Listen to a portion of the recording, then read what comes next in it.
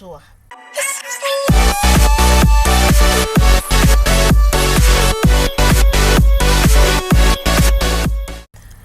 À l'unité de dialyse du Centre national hospitalier et universitaire CNHU de Cotonou, seuls les agents permanents de l'État ont droit à une prise en charge.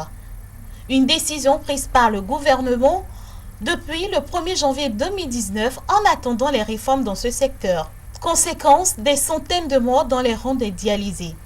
Nous sommes descendus sur le terrain et le constat fait nous laisse sans voix. Nous enregistrons assez de morts ces jours-ci. Unité de dialyse du Centre national hospitalier universitaire de Cotonou. Un véritable mouroir. Des décès en cascade. Cette unité enregistre chaque semaine sous le regard impuissant des responsables de ce centre. Nous avons saisi toutes les autorités compétentes en matière de santé dans notre pays, à commencer par le ministre de la Santé. Nous avons fait le plaidoyer au niveau du Conseil économique et social, au niveau du président de l'Assemblée aussi, nous avons fait aussi le plaidoyer. Mais je vais vous dire que toutes les démarches que nous avons menées jusque-là sont restées sans suite. On n'a pas du tout eu de satisfaction. Les gens continuent de mourir. On ne nous dit pas quand est-ce qu'on aura la prise en charge. Et c'est resté comme ça. Nous avons appris aux dernières nouvelles que il faut voir nécessairement le chef de l'État lui-même pour que la situation soit débloquée. Des réformes opérées jusque-là par le gouvernement du président Patrice Talon n'ont pas amélioré la prise en charge des nouveaux malades d'insuffisance rénale chronique non agents permanents de l'État. Nous avons travaillé à ce que, quand les réformes sont venues, à ce que la prise en charge, le coût de la prise en charge soit réduit. En ce sens qu'aujourd'hui, le montant qui est pris pour soigner un patient peut soigner 2 patients aujourd'hui, avec les réductions que nous avons opérées sur la prise en charge. Mais malgré ça, les gens sont encore laissés sans prise en charge. 100 000 francs CFA par séance de dialyse. Un coût trop élevé à supporter au regard du revenu moyen du Béninois lambda, d'où la nécessité d'accorder une prise en charge complète à tous les nouveaux patients sans distinction. Un kit, une dialyse, c'est minimum 100 000. Et il lui faut au moins 2 par semaine. Les 2 là font déjà 200 000. Les 200 000, il va le faire à vie. Qui peut payer ça? 200 000 par semaine. Fois 4 semaines, ça fait déjà 800 000. Et il aura quel salaire s'il est un travailleur du privé qui n'a pas les moyens, comme c'est les APE qu'on prend en charge et les autres du privé qui n'ont pas les moyens. Il va payer 800 000 par mois. Quel est son salaire? Où est-ce qu'il va trouver l'argent? C'est à cause de tout ça là que les présidents qui ont précédé le chef de l'État actuel ont décrété que la dialyse soit prise en charge à 100%. 9 ans, 15 ans de dialyse, un véritable parcours de combattant avec la résignation à accepter la mort à tout moment. J'ai passé, j'ai perdu un cousin. J'ai fait la dialyse, mon phobie. J'ai allé en Réa. Mais j'étais venu ici hier, je ne l'ai pas vu. Hier, le je ne l'ai pas vu. Quand vous ne le voyez pas, quand vous faites encore un accident comme ça, là, vous demandez, mais qu'est-ce qui se passe? On ne vous répond pas. Vous voyez seulement que son nom n'est plus sur la liste de dialysés. Parce qu'il est parti, c'est bon. Donc, il est mort. Chaque semaine, il y a toujours des morts. Moi, personnellement, j'ai un frère. Il a tout fait, il a supporté pendant 1 an. Et finalement, la femme est décédée. Il n'en peut plus. Nous apprenons aussi, dernièrement, qu'il y aura un ticket modérateur pour les personnes évacuées. Nous sommes sur une autoroute de la mort. Si on doit payer ticket modérateur, il vaut mieux nous dire allez tous mourir. Puisque les autres qui n'ont pas la prise en charge, ils achètent déjà les kits. S'ils n'ont plus les moyens d'acheter les kits, ils se résignent, ils restent chez eux et ils meurent. C'est en cela que nous avons dénombré près de 300 personnes déjà décédées dans nos rangs. Vous voyez, 6 mois. On m'avait interdit la prise en charge en 2017 quand j'ai commencé la dialyse. Je ne serai pas devant vous. Donc il urge que cette situation soit résolue au plus tôt. Parce que nous comptons qu'il y a trop de morts. Abandonnés à leur sort, Les malades non permanents de l'État ont engagé plusieurs démarches infructueuses auprès du gouvernement. Par l'entremise de leur association, ils appellent le chef de l'État au secours. Nous estimons qu'il est temps que le Père de la Nation puisse nous recevoir pour qu'on puisse lui expliquer de vive voix ce que nous vivons. Parce qu'aujourd'hui, c'est nous. On ne connaît pas ceux qui vont venir demain. Demain, ça peut être des personnes proches de lui-même, des personnes proches de ses ministres, des personnes proches des parents des ministres. Et ce n'est pas bon. Devant la dialyse, nous nous demandons de comprendre que tout le monde est indigent. Tout le monde, même celui qui est agent permanent de l'État, fonctionnaire aujourd'hui qui est pris en charge, il est indigent devant la dialyse. Parce que la dialyse, c'est une maladie dont le traitement est trop onéreux. Il faut vraiment qu'on ait du soutien à travers la prise en charge. Et c'est seul le chef de l'État qui peut nous aider à lever la main sur cette prise en charge. Pour freiner cette hécatombe, la réponse du gouvernement est vivement attendue, car il n'y a de richesse que d'hommes, dit-on.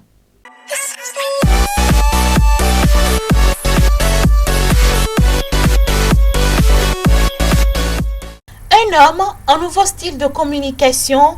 Depuis des mois, le professeur Joël Aïvor a initié ce qu'il appelle le dialogue itinérant.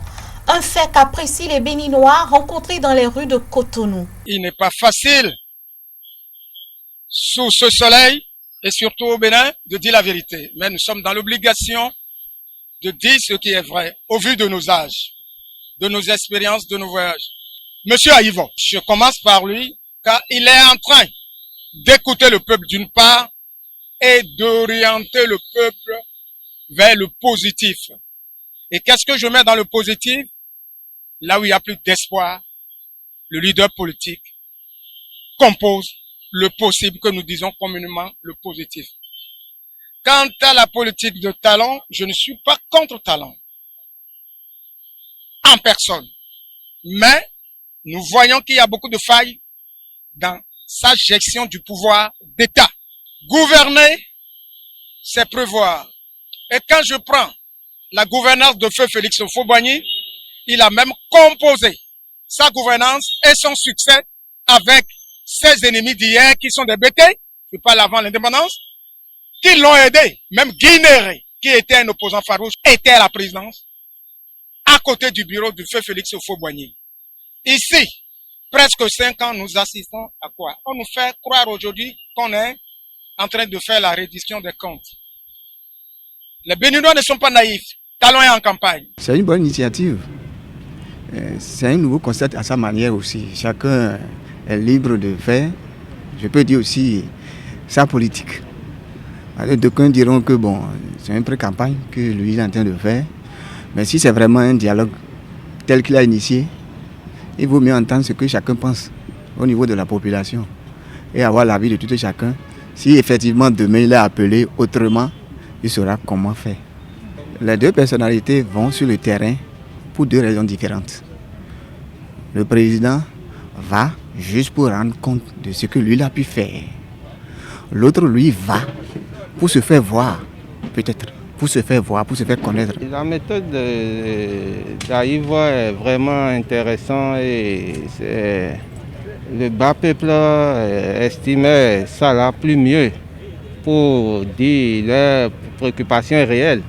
C'est normal. C'est une bonne chose qu'il a entamé, c'est ce que veut le peuple. La sortie de Joël Aïvor qui était au premier, qui battait tout son plein sur tout l'étendue du territoire, et le gouvernement ne doit pas s'en prendre à sa sortie. Au contraire, le gouvernement doit user sa sortie pour se corriger. Parce que la belle preuve, la fois passée à Porto-Novo, il a fallu que les policiers sont descendus et ça a créé encore plus de popularité à Joël. Joël, c'est un homme ambitieux, c'est un homme de droit. Quand on ne fait pas attention, quand on veut s'en prendre à ces gens-là, ça devient un danger pour celui-là qui est au pouvoir, qui pense à briguer un autre mandat ou bien qui a une vision de quelqu'un qui pourrait être son dauphin. Joël Aïvor, il est en train de battre le record. Et que ça ne soit pas une surprise, parce que l'autre père à son âme disait, le Bénin surprend toujours le monde et le Bénin surprendra le monde. Si on ne fait pas attention, le Bénin encore va surprendre le monde par un homme vulgaire qui va prendre le pouvoir, tout de suite même. Maintenant, la sortie du président Talon, c'est aussi encore trop tard. Les gens ne permettent pas que le bas peuple s'exprime et parle au président. Ce qui est contraire à la sortie de Joël Aïvo. Joël Aïvo, quand il va, il pose des questions. Et il lance au peuple de s'exprimer. Et les gens disent ce qui est de leur cœur, ce qu'ils ont senti de mal, ce qu'ils veulent. Mais pour le président Talon, les gens ne permettent pas. On choisit ceux qui vont parler. L'équipe politique prépare celui qui va parler au chef de l'État. Non. Talon n'est pas quelqu'un que j'ai connu comme ça. L'homme que je connaissais, Talon, avait plus d'informations au bas peuple. Ce que le peuple sent, c'est pas ça qu'il est en train d'entendre à sa sortie. Je veux que lui-même, s'il a encore de sortie à faire, que lui-même ouvre sa bouche et dit, je veux un homme neutre, qui ne veut pas faire mon éloge, qu'il parle des douleurs de ce qu'il entend sur ma gestion de choses là. Talon va entendre beaucoup de choses.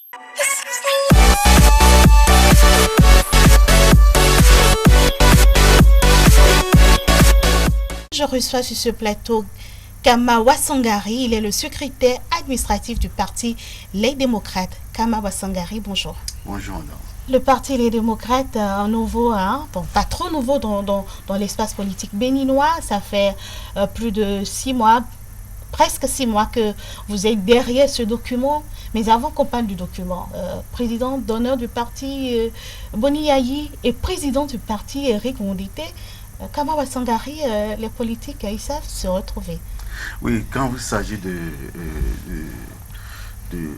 s'associer pour défendre la démocratie, les politiques savent se retrouver. Et à l'heure actuelle, ce regroupement était nécessaire parce que nous avons constaté depuis avril 2016 que les fondamentaux même de notre retenue lors de la conférence nationale des forces vives de la nation qui fête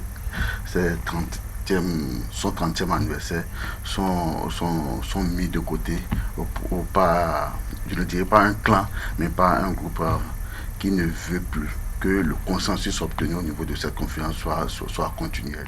Donc c'est normal qu'on se retrouve pour ramener les choses en ordre. Même si on était des adversaires politiques par le passé. C'est ce qui fonde même le Bénin. C'est-à-dire qu'il n'y a pas d'ennemis en politique. Il y a seulement des citoyens qui veulent que la démocratie soit sauvée et qui savent se retrouver quand il le faut. Est-ce un symbole, est-ce qu'un symbole de démocratie quand vous vous retrouvez entre opposants d'hier à porter les mêmes idéaux? Est-ce un symbole? C'est un symbole. Vous savez, nous avons eu la chance de gérer ce pays en soutenant le président Yayi Boni. Et je puis vous dire, c'est vrai que là, c'était qui nous avait combattu. Parce qu'ils estimaient on violait un peu certains principes démocratiques. Si aujourd'hui, ils estiment que l'équipe qui nous a remplacés viole encore plus, vous n'allez pas leur demander de soutenir. Ils doivent continuer la lutte qu'ils avaient déjà engagée depuis. Et c'est tout ça là réuni qui nous permet de nous retrouver aujourd'hui et de constater que là où on nous amène maintenant, ça risque de générer des problèmes surmontable demain. Donc il faut rapidement qu'on arrête, qu'on puisse tirer la sonnette d'alarme et c'est ça que nous faisons. Oui, les démocrates, ça sous-entend déjà que vous parlez de démocratie, l'idéologie autour de la démocratie, c'est sur ça vous avez fondé votre parti. Et au-delà de la démocratie, que va espérer le peuple béninois qui a vu peut-être une partie de ses membres exécuter le pouvoir politique? Et aujourd'hui, dans l'avenir, vous comptez quand même prendre encore le pouvoir. Vous savez, d'abord, un petit rappel, le président Yayi Boni est le président qui a été élu depuis l'avènement de la démocratie avec le plus fort taux suffrage électoral. Il a été élu en 2006 à 115% des voix. Il a eu à faire un chaos en 2011, c'est-à-dire qu'il a bénéficié du soutien du peuple. En 2016, le peuple a voulu faire une autre politique, voire d'autres personnes venir gérer. Donc, mais le constat est là. On peut comparer ce qui a été fait au temps de Yayi, on peut comparer déjà les 5 ans de cette gouvernance. Et je vous dis qu'aujourd'hui, l'aspiration profonde même du peuple, c'est qu'on revienne, à défaut de faire plus que ce qui était fait, qu'on revienne en moins à ce qui se faisait. Et c'est pourquoi, si vous descendez au niveau de la population aujourd'hui, vous allez vous rendre compte que les démocrates constituent le parti que tout le peuple béninois attend. Et vous voyez, le parti des démocrates, c'est un parti qui, depuis, quand vous prenez les textes fondamentaux du parti, place l'homme au cœur des décisions. Vous avez, et qui font tout ce qu'il fait en respectant les principes démocratiques. Parce que vous ne pouvez pas aller à un développement si vous ne respectez pas les principes démocratiques. Il n'y a aucun développement, je dis bien, il n'y a aucun développement qui puisse arriver si vous refusez que les citoyens aient la liberté d'expression, si vous refusez que les citoyens participent au développement du pays, si vous refusez que les citoyens, quel que soit là où ils sont, puissent quand même dire un mot sur ce qui nous rassemble tous, c'est-à-dire le Bénin.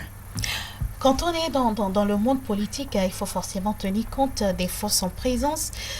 Aujourd'hui, l'opposition a beaucoup de difficultés, mais en prenant l'initiative de créer un parti, vous-même, vous attendez à avoir des difficultés pour pouvoir exister légalement. Oui, vous savez, depuis 2016, comme je le dis souvent, c'est que les décisions que prennent l'administration dépendent du soutien que vous avez envers le chef ou pas. C'est vrai, quand vous voyez les autres partis de la mouvance, il suffit qu'ils déposent un document, le lendemain, on leur donne ce dont ils ont besoin. Mais quand vous êtes un parti de l'opposition, vous subissez. Mais nous savons, lorsqu'on déposait le dossier le 29 juillet passé, qu'en 2 mois, on ne nous remettra pas le récépissé. On le savait. Et vous allez voir, la démarche que nous avons entreprise depuis ce moment, c'est qu'on n'a pas attendu l'obtention d'un récépissé avant de commencer par mobiliser les militants. Mais avant qu'on en arrive à la mobilisation, parce qu'on va parler de votre stratégie de mobilisation, ça a été un parcours de combattant. Il faut préciser d'abord que la réunion constituée du parti a eu lieu le 6 juillet 2020. Le 29 juillet, nous avons déposé les dossiers au ministère de l'Intérieur. On s'attendait quand même à ce qu'au plus tard, le 29 septembre, qu'on puisse avoir le récépissé. Parce que la charte sur les partis politiques donne 2 mois au ministère de l'Intérieur pour pouvoir faire les différentes observations. Et quand le ministère juge que vous remplissez les conditions, il vous délivre le récépissé, ou soit, dans l'intervalle des 2 mois, vous fait une notification de non-conformité. Donc le 22 juillet 2020, bien sûr, au lieu d'un récépissé, nous avons reçu une notification de non-conformité. La loi est claire là-dessus. Le ministère n'a plus pouvoir pour faire de nouvelles observations en dehors de ce qui a été fait. Pour éviter les micmacs qu'on connaît du ministère, nous avons écrit au ministre de l'Intérieur pour solliciter une séance de travail avec les cadres. Parce que certaines observations étaient farfelues. Si vous vous rappelez la polémique qui a eu lieu quand le ministère nous classe. Pourquoi farfelu? Oui, quand le ministère nous classe Gorgounou dans la Takora, on s'est dit, mais ce qui n'était pas dans notre document, on s'est dit, mais où ils sont allés trouver ça? Or, tout le monde sait que Gorgounou était dans la Liborie. Donc, on a dû écrire pour leur rappeler que Gorgounou n'était pas dans la Takora, mais plutôt dans la Liborie. Et il fallait qu'on puisse s'asseoir pour ensemble discuter des différents points. Mais le ministère a refusé. Mais leur refus ne nous a pas étonnés. Parce qu'on sait que ça rentre dans une logique de toujours retarder la délivrance du récépissé. Néanmoins, nous avons fait donné les réponses aux observations. Et le ministère, en nous répondant, nous avait dit qu'ils ont encore 2 mois pour étudier le dossier, ce qui viole déjà la disposition de la charte des partis politiques. Néanmoins, nous avons répondu. Et comme pratiquement 1 mois après, il ne répondait pas, on a saisi à nouveau le ministre de l'Intérieur. Et c'est ce qui a occasionné une rencontre entre le ministre et ses cadres et les représentants du parti, les démocrates, le 10 novembre. Au cours de cette rencontre, le ministère a estimé que certaines réponses étaient insuffisantes et qu'ils nous ont remis le même jour une synthèse des observations à lever par les membres fondateurs avant d'obtenir le récépissé. Donc, obtenu le 10 novembre, la synthèse a été obtenue le 10 et le 18 novembre déjà, nous avons déposé au niveau du ministère de l'Intérieur toutes les observations qu'ils ont levées. Et la plupart des observations disaient qu'il fallait que dans chaque commune, que chaque membre fondateur puisse faire une réunion préparatoire de tenue de réunion constitutive. Or, si vous prenez la charte des partis, ça n'existe nulle part. Mais néanmoins, nous avons déployé le 18. Donc nous devons attendre que notre récépissé. Mais quand tout attend le 2 décembre, on nous rappelle encore pour nous notifier une observation nouvelle. Parce que ce qui s'est passé pour l'observation du 2, il était question de corriger le nom d'un des membres de la coordination nationale. Chez nous, coordination nationale, ça qui est le bureau exécutif national. Et c'était le sieur Untondi Kossi. Communément, tout le monde sait qu'il s'appelle Untondi. Les gens l'appellent communément Jean Alexandre, mais dans ses papiers, il n'avait que Untondi Kossi. Et quand dans ce certificat de nationalité, nous avons vu Untondi Kossi Jean Alexandre, nous avons fait produire par l'intéressé un certificat d'individualité qui a bien précisé que Untondi Kossi et Untondi Kossi Jean Alexandre représentent une seule et même personne dont la véritable identité est Untondi Kossi. Donc sur la liste de la coordination nationale, nous avons mis Untondi Kossi. Mais le ministère nous a dit non, il faut changer Untondi Kossi, il faut ajouter Jean Alexandre. Jean Alexandre qui ne se retrouve pas dans son ordre de naissance. Mais nous avons corrigé. Parce que ce que nous évitons, c'est... On a compris que le ministère veut nous pousser à bout. Vous avez à l'usure. Et à un moment, on va se fatiguer pour dire qu'on ne va pas faire. Et après, ils seront les premiers à dire ils ne veulent pas aller aux élections, c'est pourquoi ils n'ont pas fait. On a fait, mais on a pu rencontrer le ministre le vendredi passé qui a certifié qu'il n'y a plus d'observation à nous faire. Parce que la balle est dans leur camp, il ne reste qu'à nous délivrer le récépissé. Mais comment vous déployez sur le terrain? La conquête de la base, la mobilisation de la base, ça se fait comment avec vous, à votre niveau? Non, vous savez, comme vous avez au début de l'émission, vous avez vu, ceux qui sont dans ce parti, c'est des ténors, c'est des vieux routiers de la politique. C'est comme moi, certains vont les appeler des vieux loups de la politique béninoise.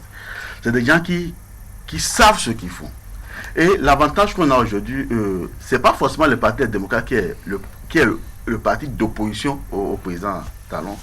Et lui-même le sait, c'est tout le peuple béninois qui est le parti d'opposition. Ce qui veut dire qu'aujourd'hui, le peuple attend que le Parti des démocrates vienne à ses côtés. Et c'est d'ailleurs pourquoi on n'a pas eu de difficulté à mettre en place tous nos horaires. Par exemple, les tests, la charte, nos statuts règlements intérieurs, on prévient un certain nombre de coordinations à mettre en place au niveau de la circonscription électorale, commune, arrondissement, quartier de ville et village. Donc, on n'a pas eu de difficulté à mettre en place toutes ces structures.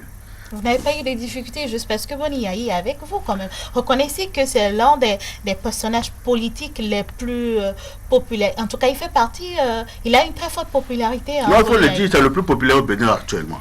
Pas forcément. Nous, on a nos statistiques. Il est populaire. On a nos statistiques. Le président Yayi Boni, à l'heure actuelle, est le plus populaire homme politique au Bénin. C'est une chance. C'est une chance et une fierté qu'on puisse avoir le président Boni Yayi comme membre fondateur et président d'honneur du Parti des démocrates. Ça veut dire que vous êtes déjà en avance par rapport aux autres. Et le pouvoir également le sait. Donc c'est déjà une chance. Donc tout ça combiné a facilité la mise en place de nos structures. Et aujourd'hui, vous me demandez d'aller dans une commune, de regrouper un certain nombre de militants. Je le ferai de façon aisément parce que les structures sont déjà là, les structures existent et n'attendent que le mot d'ordre pour se lancer dans la bataille. Vous avez hérité des structures de la FCBE, El Boni Yayi, c'est ça? Non, il n'a jamais eu de structure de FCBE, El Boni Yayi consort. Il y avait une FCBE avec le président Yayi Boni comme président d'honneur. Donc vous avez hérité du patrimoine de la FCBE? Non, ceux qui ont hérité du patrimoine, du logo, du nom sont ailleurs. Mais le plus important sont les militants. Ces militants sont restés fidèles aux idéaux prônés par le président Yayi Boni. Et c'est ces militants, tous ces militants qui sont reversés aujourd'hui au niveau du Parti des démocrates. Vous voulez conquérir le pouvoir en 2023 parce que les enjeux sont là? Nous ne voulons pas conquérir, mais nous allons conquérir le pouvoir. Vous allez conquérir le pouvoir en 2023? Oui. Voilà la question qui se pose à tout le monde. On va le faire comment? Vous allez le faire comment avec le système de parrainage qui est mis en place? Non, j'estime que je vais me rappeler un peu des propos du chef de l'État quand il était candidat, le président Patrice Talon, qui dit qu'un pays qui ne respecte pas les décisions de justice est un pays voyou. J'ai lu, et je suis sûr que lui-même a lu, parce que j'ai entendu son ministre de la communication qui en a parlé, qu'il y a une décision de la Cour africaine, CHDP, des droits de l'homme des peuples, qui a remis en cause tout ça là. Donc, foi de ça, je sais que le président ne va pas vouloir faire passer son gouvernement comme un État voyou, va mettre en application les décisions de cette Cour africaine. S'il ne le fait pas, nous allons prendre acte. Nous allons prendre. De toute façon, la Constitution même nous offre les moyens de la défendre. Vous avez les moyens, un président qui ne respecte pas, vous savez très bien qu'il y a eu autant de décisions de la CHD, la Cour africaine des droits de l'homme et des peuples, qui n'est pas, autant de décisions pas respectées, et vous vous fiez à ce qu'il respecte, surtout que les enjeux sont là. Hein. Il est entouré de reddition de comptes sur le terrain. Justement, c'est parce que les enjeux sont là que nous savons qu'il va le respecter. Et je dis, s'il ne le respecte pas, la Constitution même nous offre les moyens de la défendre. Et nous allons utiliser tous ces moyens pour défendre cette Constitution. Parce que, comme l'a dit encore un certain ancien ministre, quand il s'agit de la Constitution, c'est le seul élément qui lie le fond, le bâton, le dindin. Mais cette Constitution a été rapidement révisée en une nuit, puisqu'il détient la majorité à l'Assemblée. Non, il n'a justement, il a 7 députés qu'il a nommés, mais aujourd'hui, le détenteur du pouvoir, c'est le peuple. Et le peuple arrive à un moment où, ensemble avec le peuple, nous allons réclamer ce pouvoir. Vous êtes prêt à réclamer le pouvoir? Vous pensez avoir la stratégie? Vous pensez avoir les cellules? Est-ce que vous fiez au processus électoral? Le COSLEPI qui est majoritairement constitué des mouvanciers, des députés de la rupture? Non, ce n'est pas majoritairement. C'est en totalité. En totalité. Parce qu'aucune force politique de l'opposition n'est membre de... Puisque l'opposition n'est pas représentée à l'Assemblée nationale. Et vous ne pouvez pas aller à une échéance électorale et c'est votre adversaire qui va vous donner le fichier électoral. C'est lui qui va définir les principes sur lesquels vous irez à cette élection. Et comme je l'ai dit, aujourd'hui nous estimons que tout ça là, avec la décision de la Cour africaine des droits de l'homme et des peuples, tout ça doit être revu. Et nous allons travailler dans ce sens-là. Vous travaillez dans ce sens comment? Vous savez, je ne peux pas venir sur un plateau de téléphone et dérouler vos toute la stratégie. Mais quand même, une chose est sûre. Vos militants doivent pouvoir vous poser ces questions. Nous avons le canal. Nous avons le canal pour discuter avec nos militants.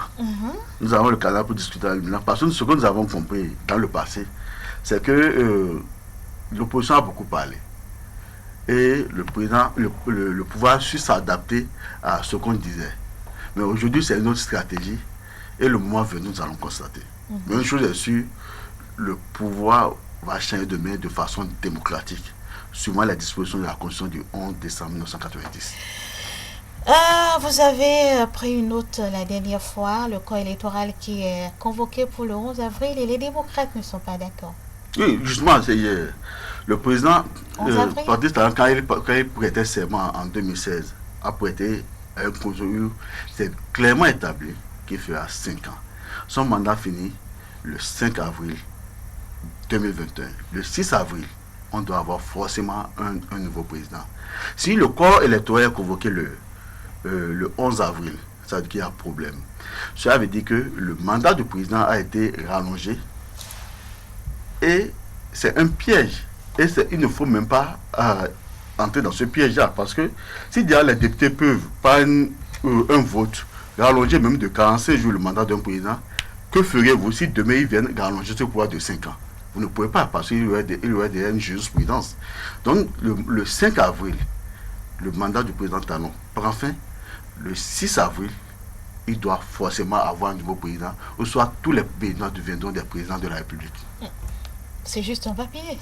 Celui qui a la force exorbitante du droit commun, vous le savez, il recule devant... Non, seul le peuple a la force exorbitante du droit commun. C'est parce qu'il ne représente que le peuple. S'il y a un moment, il n'est pas d'accord avec ça, le peuple va dire je retire. Les mouvements du 19 mai 2019 sont restés en mémoire. Hein. Oui, justement, rien ne restera impuni. Vous savez, quand vous posez un acte, vous êtes, comme l'a dit l'ancien président Manga, vous êtes puissant pour un moment. demain est toujours inconnu. Demain est toujours incertain. Je suis fort aujourd'hui, demain ça peut être autre chose. Et plusieurs faits nous ont montré qui auraient pensé qu'un jour, le président Talon allait donner des instructions pour que la maison du général Mathieu Kékou soit cassée, pour mettre des fleurs et c'est lui qui définit sa politique. Justement, c'est pour dire qu'il y a hier, il y a aujourd'hui, il y aura forcément demain. Il y aura forcément demain pour vous. Demain pour les démocrates, vous voulez l'entrevoir comment? Ce que nous voulons quand même faire en sorte que demain, que chaque Béninois puisse s'exprimer librement, sans avoir la peur du gendarme, sans s'attendre à ce qu'à 6 h du matin, qu'on vienne taper à votre porte, parce que vous avez tenu certains propos, qu'on vienne vous enlever, sans aucune autre forme de procès, sans convocation. Nous voulons que demain, que chaque citoyen puisse avoir au moins les 3 repas par jour. Parce qu'aujourd'hui, m'a fait un repas du jour, c'est derrière un parcours du combattant. Et nous voulons faire en sorte que demain, que chaque Béninois, quand il voit son frère, se dit, voici mon frère, qui n'est pas un Bénin constitué des hommes riches, un Bénin constitué des hommes qui peinent à avoir un seul repas. Il faut que nous renforçons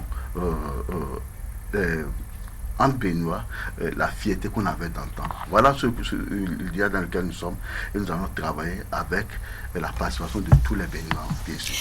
Ce qui est constaté ou bien ce qui est courant, souvent en Afrique, l'opposition va très souvent à une élection en rang dispersé, les cas sont légion. Vous entreprenez les contacts comment? Vous vouliez aller en rang serré ou... Parce que c'est ce qu'on a souvent reproché à l'opposition, de ne pas pouvoir avoir cette capacité de rester unis autour d'un idéal. Non, c'est parce que même le pouvoir va en rang dispersé. Nous-mêmes, on a été aux affaires ici avec autant du président Yahya Boni, mais en 2016, le pouvoir est en rang dispersé. Les gens sont allés de gauche à droite, de droite à gauche. Mais aujourd'hui, quand on dit l'opposition, il faut d'abord identifier quelle est la véritable opposition. Parce que quand vous voyez dans le rang de ceux qui se proclament de l'opposition, nous savons que des gens sont là comme des chevaux de Troie. Comme des chevaux de Troie. Des gens sont là comme des chevaux de Troie. Donc, si ils crient à quoi il y a qui sont de l'opposition, si nous estimons que ceux-là ne sont pas de l'opposition, ne demandez pas à l'opposition de les mettre dans leur rang. Parce que justement, c'est eux qui vous infiltrent et vendent vos stratégies. Donc, aujourd'hui, nous sommes dans le processus de création d'une plateforme politique et sociale de l'opposition. Et nous, dans cette plateforme, il n'y aura que ceux qui ont été véritablement identifiés comme étant de l'opposition. C'est pour ça que vous avez vu aux côtés du professeur Aïva la dernière fois? Oui, le professeur Aïva a souhaité rencontrer les responsables du Parti démocrate. Comme le professeur Aïva, nous avons rencontré d'autres partis politiques, d'autres personnalités dans ce sens. Donc, de toute façon, d'ici là, nous y travaillons. Et d'ici là, cette plateforme va voir le jour. Et le travail va se faire, bien entendu, avec une autonomie de chaque force. Mais dans les principes de défense de notre démocratie, les principes de défense de notre état de droit, nous allons nous unir pour pouvoir faire changer les choses. Kamara Sangari, nous sommes en train d'aller tout petitement vers la fin de notre entretien. Je ne pourrais pas vous laisser sans qu'on parle de la gestion d'État par le président Patrice Talon. C'est presque fini, moins de 6 mois. Le mandat serait terminé. Vous, dans votre position, vous pouvez apprécier? Ça a été une déception. On a reculé les 5 ans du président Patrice Talon, ont fait reculer le Bénin. Vous voyez, sur quel plan? C'est vrai, on parle de démocratie. Sur plusieurs plans. Vous voyez, en démocratie, c'est déjà connu. Avec les sentences qu'on a eues, par les organismes internationaux, c'est déjà connu. Mais sur le plan de la qualité de vie même du Béninois, sur le plan de la qualité de vie. Aujourd'hui, vous ne pouvez pas aller rester au bord de la voie, faire 10 minutes, sans que une personne ne s'arrête pour dire « Donnez-moi 100 francs pour pouvoir manger ». C'est des faits qu'on ne connaissait pas. Mais en 5 ans, voilà ce que le Béninois est devenu. Comme il l'a dit, il a rendu les Béninois mendiants. Les Béninois n'étaient pas mendiants, c'est lui qui a rendu les Béninois mendiants. Et il faut que ça cesse. Il a rendu les Béninois mendiants en quoi faisant? Il était venu sur un programme de société, il a proposé un programme, les Béninois l'ont élu à 66%. Non, vous voyez, c'est l'erreur que nous commettons. Le président Talon n'a pas été élu à 65%, non. Ceux qui ont soutenu le président Talon ne sont que 22%. Le président est élu avec le concours de ceux qui sont venus le soutenir au second tour. Donc c'est tous ceux-là combinés, les voix de tous ceux-là combinés qui ont élu le président Talon. Sinon, c'est 22% d'Afghans qui ont cru à son programme de société. Et vous voyez tout ce qu'il a dit, surtout lors du face-à-face avec le président, avec le ministre, le premier ministre des Sceaux. Il a fait pratiquement le contraire. Lui qui s'est posé comme le défenseur de l'état de droit, qui va faire changer les choses, qui va être porté en triomphe après son élection. Mais aujourd'hui, qu'est-ce qu'on a remarqué? Il fait, à 4 mois de la fin de son mandat, il organise une tournée de pré-campagne appelée tournée de reddition. Et chose grave, et qu'il faut condamner, c'est que le président a montré au cours de sa tournée qu'il y a ceux qu'il considère comme ses parents et ceux qui sont loin. Je le dis justement parce que j'ai vu là où nous avons suivi par où le président a commencé sa tournée. Et vous allez voir les images. Le président, en faisant sa tournée dans le Septentrion, le président n'est pas resté en contact avec, n'a pas fait un effort pour entrer en contact avec la population. Au contraire, les zones où il est allé lourdement armé. Et il a tout fait pour éviter la population même de le voir. Mais quand il est arrivé dans sa zone, qu'il considère sûrement comme chez lui, nous avons vu les contacts qu'il a eu. Nous avons des endroits où il a parlé comme s'il était. Vous savez très bien que le Septentrion, c'était une zone un peu restreinte. Il est le président de tous les Béninois. Il est le président de tous les Béninois. Il est le président de tous les Béninois. Et quand il a demandé son simulaire de pardon à Parakou, avec le président Yahya Boni, nous avons entendu les propos qu'il a tenus à Abomey. C'est un appel au pardon. Oui, nous l'appelle. Nous avons entendu, contrairement à l'appel au pardon, nous avons entendu les propos tenus à Abomey. Là où il s'est considéré chez lui. C'est grave pour un chef d'État. C'est grave pour quelqu'un qui doit représenter toute la nation. Donc finalement, la tournée de reddition des comptes, qui est au fait une tournée de pré-campagne, a été une tournée qui a montré vraiment le vrai visage du chef d'État. Nous, on connaît votre vrai visage ici. Vous êtes le secrétaire général, le secrétaire administratif du parti Les Démocrates. Kamara Sangari, merci. C'est moi qui vous remercie. Je remercie également la chaîne qui essaie de donner la voix à toutes les sensibilités politiques, à tous les citoyens, parce que nous avons besoin de parler pour contribuer ensemble au développement du pays. Merci beaucoup. Et voilà qui vient mettre un thème à notre numéro de l'actualité. Mes sincères remerciements à toute l'équipe technique et merci à vos chers téléspectateurs. On se dit à bientôt.